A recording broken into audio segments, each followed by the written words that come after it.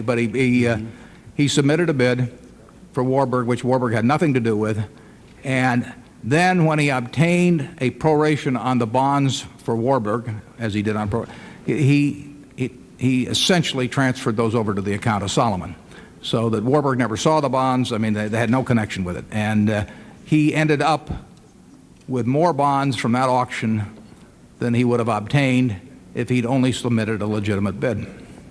Now, that was the first one we know of, and we've looked at 45 auctions, and we'll keep looking, and we've got other people helping us look. But in February, a couple of months later, he submitted 3 bids for 35% each, totaling 105% of the issue. Would have been interesting if they'd all been awarded to him.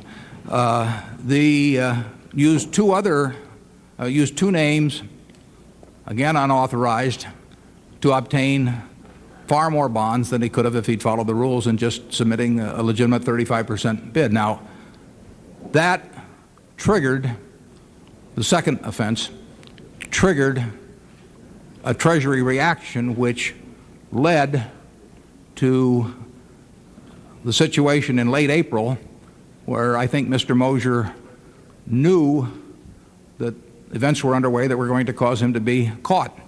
And at that point, he informed his superior, who informed 3 other superiors, so that 4 people in senior management of the firm became aware of what Mr. Moser had done. He said he'd only, according to what they tell us, he only told them of the one incident. It really gets inexplicable at this point, because clearly the whole thing was going to unravel at some point. The Treasury was looking at it, and Mr. Moser then, in the May auction,